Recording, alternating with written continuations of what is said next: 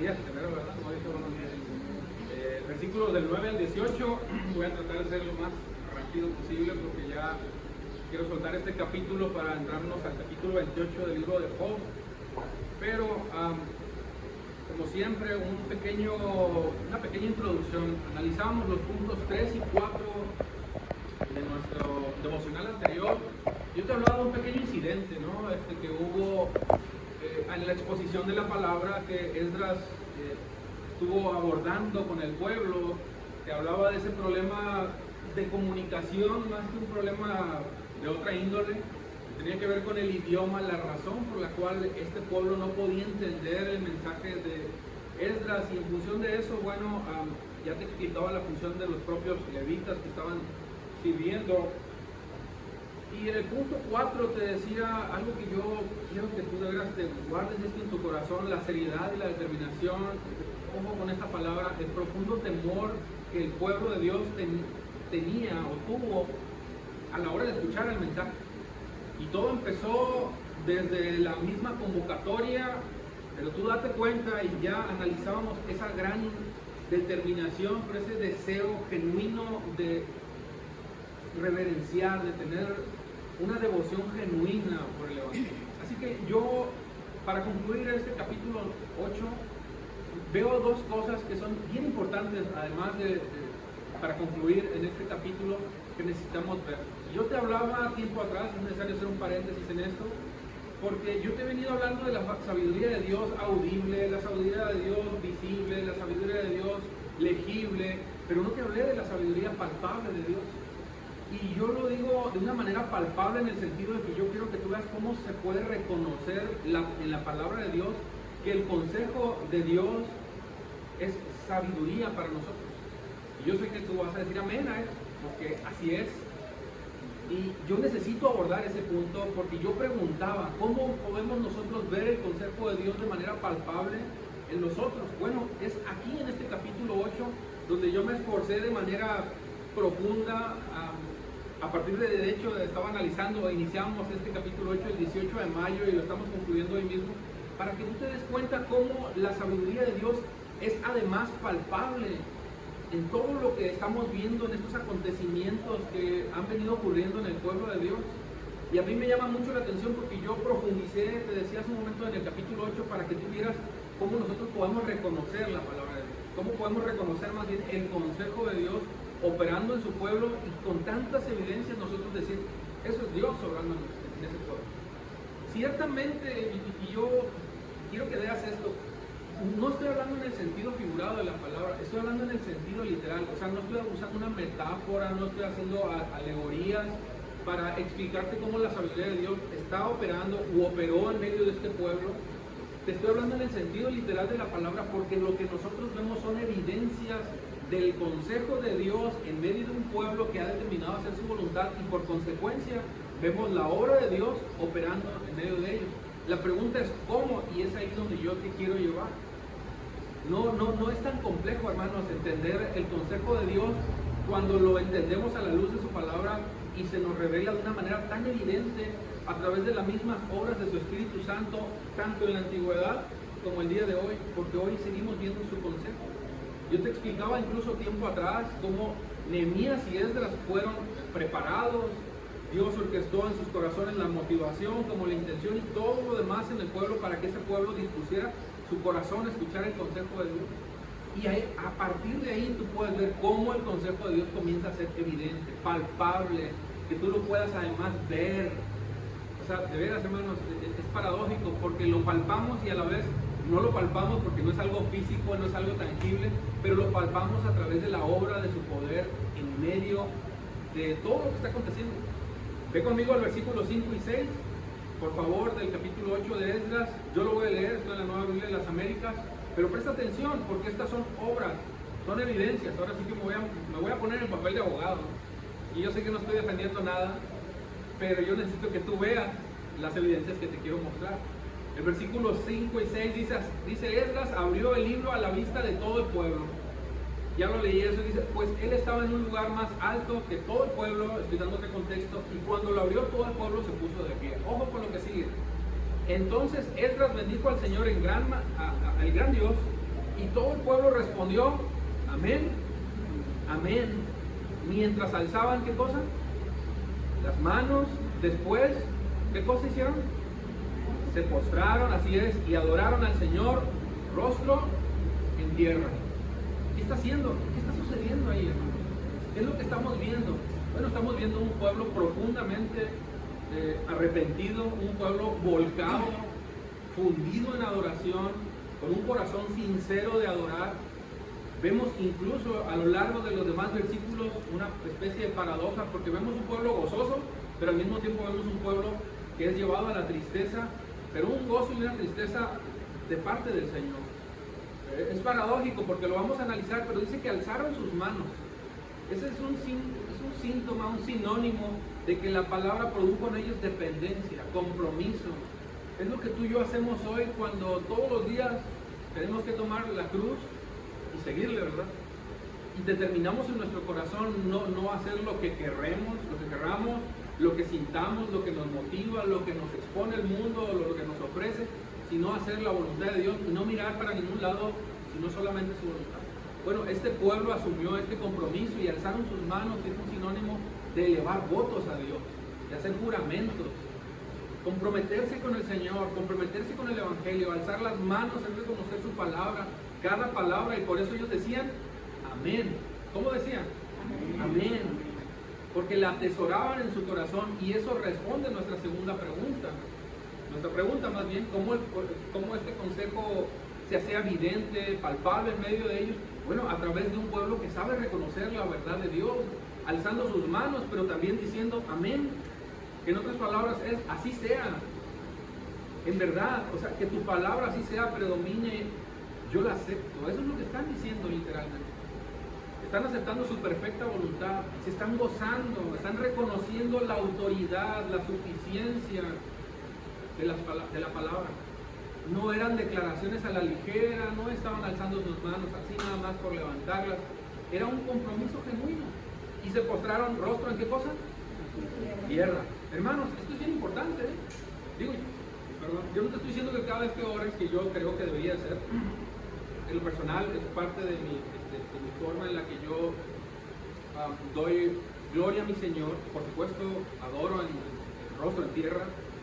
Pero yo lo que te estoy tratando de decir es, ve la actitud de ese pueblo, lo que está produciendo la palabra, el mismo consejo.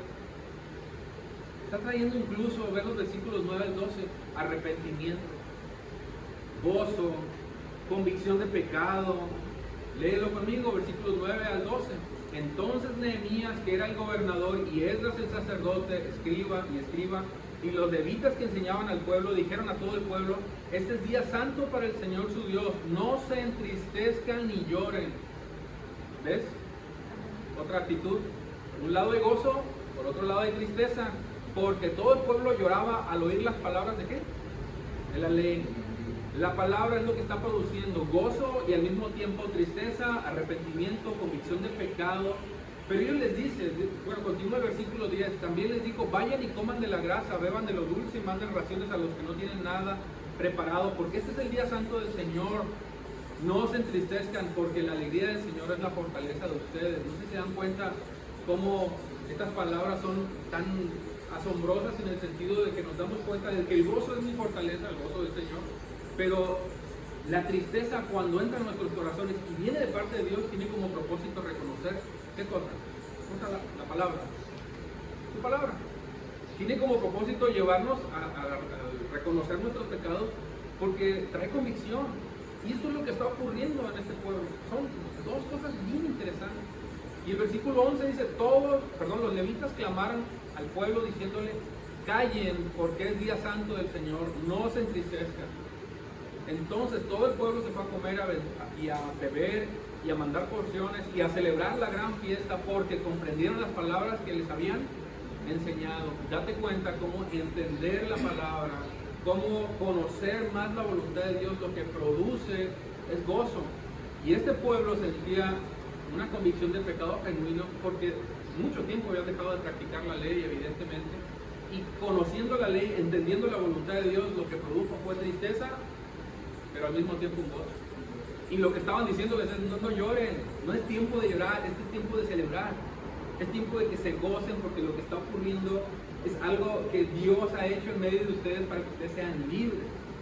Ve cómo la escritura produjo ese gozo, esa tristeza, pero al mismo tiempo ellos se vieron la necesidad de callar esa, ¿cuál es la palabra? Pues ese deseo que tenían, ¿no?, de continuar llorando porque había convicción de pecado. Ahora tú te das cuenta cómo la sabiduría de Dios puede ser palpable en estas simples apreciaciones que acabamos de ver. Imagínate que a nosotros nos tuvieran que callar. Yo pensaba, ¿no?, cuando estaba leyendo, porque estamos lamentándonos de alguna manera, reconociendo cuántas cosas y al mismo tiempo viendo cómo la sabiduría de Dios está produciendo en nosotros gozo, pero también llevándonos de la mano en esa convicción de pecado, porque pudiera haber, estoy suponiendo, no digo que sea el caso, posiblemente chisme en medio de ustedes, en medio de nosotros, envidias, egolatría, orgullo, pero tú ves cómo la sabiduría de Dios, cuando opera en medio de su pueblo, lo que hace es desechar todas esas conductas. Lo que hace su palabra es purificarnos, santificarnos, llevarnos precisamente a actuar en el sentido opuesto a lo que nuestra carne nos lleva o nos quiere llevar a hacer. ¿Tú te imaginas esto operando en medio de nosotros? Pero, verás, imagínatelo, o sea, medítalo y entiende, ve cómo nosotros pudiéramos como pueblo crecer de una manera tan asombrosa cuando es su palabra de una manera genuina operando en nosotros. Versículos del 13 al 18 dice la escritura que también produce un deseo de conocer más profundamente a Señor. ¿Escuchaste lo que te dije? Un deseo de conocer más todavía a Señor. Versículos del 13 al 18. Al segundo día los jefes de las casas paternas de todo el pueblo, los sacerdotes y los levitas se reunieron junto al escriba Esdras para entender las palabras de la ley. Y eso lo hicieron. Determinaron en su corazón querer seguir conociendo más la voluntad de Dios. Se reunieron con el propósito de continuar entendiendo qué es lo que Dios quiere para ellos. Esto es lo que está pasando. Y este es el tercer punto que vemos en esta conclusión. Un deseo de conocer más al Señor. Los jefes de la casa, los que estaban ahí, los levitas, servidores, todos se reunieron con el propósito de seguir conociendo la voluntad de Dios. Y encontraron escrito en la ley que el Señor se había mandado por medio de Moisés, versículo 14, que los israelitas habitaran en tabernáculos durante la fiesta del mes séptimo. Así que ellos dieron a conocer esta proclama a todas sus ciudades en Jerusalén y en Jerusalén. Salgan al monte y traigan más ramas de olivo silvestres, ramas de mirto, ramas de palmera y ramas de otros árboles frondosos para hacer tabernáculos como está escrito. ¿Qué estaba haciendo? Yo sé que a lo mejor esto no me lo estás comprendiendo, pero fíjate, ellos desconocían lo que tenían que hacer, de cierta manera entendían, porque ya habían comprendido algunas cosas, pero lo que entendieron fue que después de escudriñar más la voluntad de Dios, descubrieron que Dios había demandado a este pueblo que levantaran tabernáculos. En este caso, como les explicaba anteriormente, ellos hicieran pequeñas casas de palmera, de ciertas ramas que está mencionando ahí, con el propósito de que habitaran en ese lugar. Y yo te explicaba el propósito de este simbolismo, de este acto como tal que está ordenado en la ley de Moisés, y te hablaba acerca de sus orígenes, incluso en Levítico, en Deuteronomio, cómo el propósito era recordar a un pueblo que estuvo o fue llevado en el desierto, y cómo Dios obviamente los cuidó en esas casas, en esas chozas que vivieron, por decir así. Y aquí lo que está descubriendo ellos es que ellos lo habían de practicar, ellos lo habían de celebrar también con el motivo de recordar lo que Dios hizo en medio de este pueblo. Pero ve cómo la voluntad de Dios hace que ellos quieran más conocer la voluntad de Dios. Versículo 16, el pueblo salió y trajeron las ramas y se hicieron tabernáculos, cada uno en su terrado, en sus patios, en los patios de su casa, de la casa de Dios, en la plaza de la puerta de las aguas, en la plaza de la puerta de Efraín. O sea, había tabernáculos, pequeñas cabañas, por decir así, en todos lados. Tú volteabas y estaba lleno de pequeñas casas, ¿no? Se me olvidó la palabra, no la recuerdo. Hay una palabra más exacta, pero bueno, el punto es que estaba lleno en todos lados de esas pequeñas casas que estaban eligiendo, siguiendo la voluntad de Dios.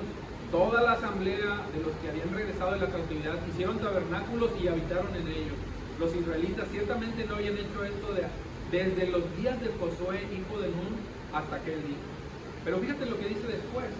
Y hubo gran regocijo. Otra vez la palabra gozo, júbilo. Esdras leyó el libro de la ley de Dios cada día, desde el primer día hasta el último. Celebraron la fiesta 7 días. Y el octavo día hubo una gran asamblea solemne según lo establecido. ¿Tú te das cuenta? O sea, si estás conmigo, si estás entendiendo que todo lo que la palabra está produciendo es motivado por la misma palabra de Dios. O sea, la misma palabra de Dios está trayendo lo necesario para que la palabra de Dios haga gobierno, se enseñoree en medio de su pueblo. Y eso es precisamente lo que Dios está haciendo en medio de su pueblo hoy. Entonces, vuelvo a la misma pregunta desde un inicio. ¿Cómo su sabiduría se hace palpable a nosotros como pueblo de Dios también? ¿Cómo lo vemos? Bueno, no es muy sencillo. El Evangelio, la palabra de Dios, la ley fue evidente para ellos. El Evangelio es evidente para nosotros. Es palpable, es visible, lo podemos reconocer porque produce toda clase de obras que exalten la autoridad de la misma palabra. Eso es lo que produce la palabra. Digo, si yo quiero resumirlo de alguna manera, esto que te acabo de decir, es la conclusión final, porque la palabra, cuando se enseñorea en su pueblo, hace lo que su palabra determina hacer. Hermanos, no somos nosotros gobernando, tratando de dirigir una iglesia para que la iglesia no tropiece. No, hermanos, es Dios. Digo, su pueblo tiene su función, tenemos nuestra función, pero es Dios, el Señor de la palabra, quien está santificándonos, quien está trayendo a los suyos, a su pueblo, quien está estableciendo una autoridad sobre nosotros. Y la segunda realidad, hermanos, que vimos en este capítulo 8, que estamos terminando de entender el capítulo de Nehemías, es que es lo que te acabo de decir, el gobierno de Dios en medio de un pueblo que desea su palabra. Hermanos, nada está fuera de la potestad de Dios. Dios lo ve todo, Dios lo sabe todo, todas las cosas están desnudas para Él, pero entiéndelo, cuando Dios está en medio de su pueblo, no solamente hace presencia, no solamente tiene autoridad y potestad sobre nosotros, Dios tiene un señorío, hermanos, sobre nosotros. Incluso para la gente que no conoce a Dios, los perversos y unas cosas que no podemos explicar, Dios no está fuera de control las cosas que ocurren ajenas a su pueblo, pero su señorío está sobre nosotros, que eso es muy diferente. ¿Sí me entendieron? Su señorío está sobre nosotros y eso es totalmente distinto, porque sus ojos están fijados en nosotros y eso es lo que a nosotros nos debe sí, causar temor, que sus ojos estén sobre nosotros, pero un temor reverente. Pero date cuenta cómo es que es Él quien orquesta todo de manera minuciosa. Me gustan mucho las palabras del salmista cuando dice, los ojos del Señor están sobre los que le temen. ¡Wow! Él está sobre los que le temen. El Señor está mirando atentamente a aquellos que esperan en Él, que temen.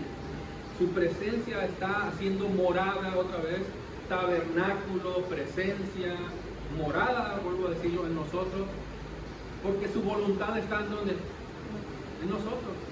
Y esa voluntad es la voluntad que nosotros conocemos en Jesús. Nada de esto fuera posible si no fuera, obviamente, por Jesús, quien ha derribado fortalezas en nuestros corazones, actitudes ególatras, y ha traído temor, reverente, gozo, paz, tristeza también, que proviene del Señor, convicción de pecado y, por supuesto, arrepentimiento. Hermanos, esto que está ocurriendo aquí es muy similar a lo que ocurrió en el pueblo, vaya que en el tiempo del Pentecostés, capítulo 2 del libro de Hechos. Pero yo quiero nada más terminar con esto, porque lo que tú ves que ocurrió en el capítulo 8, aconteció de igual manera en el capítulo 2 del libro de Hechos. Yo te lo voy a leer y con esto ya voy a estar concluyendo, porque es el mismo Espíritu Santo, la misma autoridad de Dios, la misma obra de Dios, pero operando en un pueblo muchos años después. Capítulo 2, versículos 37 al 47, voy a parafrasear por cuestión de tiempo. Las palabras de Pedro ahora, no hay verdad, obvio, traspasaron el corazón de ellos.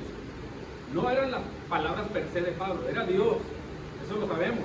Pero ¿qué hizo? Traspasaron el corazón de ellos. Quienes le dieron a él y a los demás apóstoles, quienes le dijeron a él y a los demás apóstoles, hermanos, ¿qué debemos hacer? Una pregunta interesante de alguien de los que estaba ahí presenciando todo esto. y fue convencido de arrepentimiento, de pecado. Pedro le contestó, cada uno de ustedes debe de arrepentirse en sus pecados y volverse a Dios. Ve cómo lo que produce la palabra de Dios es ¿qué cosa? Convicción de pecado y ¿qué más? Arrepentimiento, hermanos. Pero ve el resultado también. Los creyentes se dedicaban a las enseñanzas, esos somos nosotros, de los apóstoles, a la comunión fraternal, a participar juntos de las comidas y en la oración. Y esta es la clave, hermanos. Versículo 43. Y un profundo temor reverente vino sobre ¿quiénes? Sobre ellos. Ese es el temor que a nosotros nos permite conocer, palpar la sabiduría de Dios. Y es maravilloso cómo concluye el versículo 47. Todo el tiempo alabando a Dios y disfrutando de la buena voluntad de toda la gente. Y cada día el Señor agregaba a la iglesia, a esa comunidad cristiana, los que habían de ser salvos. Wow, no lo ves, lo ves, de verdad yo creo que estás convencido junto conmigo cómo Dios opera de maneras tan similares y no es la excepción el día de hoy. Dios hace morada en nosotros, amén. Dios está haciendo morada en medio de nosotros. Hermanos, yo voy a concluir porque ya me ganó el tiempo, pero yo quiero que entiendas que si tú crees que lo que ocurrió en el capítulo 8 de Nehemías fue todo, lee el capítulo 9. Porque tú vas a ver un pueblo que sigue buscando más de la voluntad de Dios. Tú vas a ver un pueblo que sigue buscando más, incluso siguen confesando sus pecados, siguen lamentándose, pidiendo perdón a Dios de todo corazón y buscando su voluntad. Pero leo rápidamente. Versículos del 1 al 4. Ayunaron, se vistieron de telas ásperas y se echaron polvo sobre su cabeza para confesar sus pecados y los pecados de sus antepasados. Leían en voz alta la ley del Señor. Y el versículo 5, que es con el que quiero terminar, es una alabanza que nos da a nosotros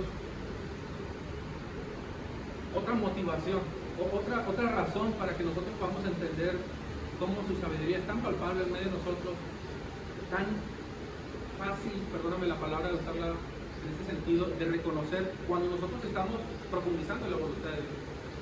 Este pueblo terminó adorando a Dios, que fue como empezó, si recuerdo.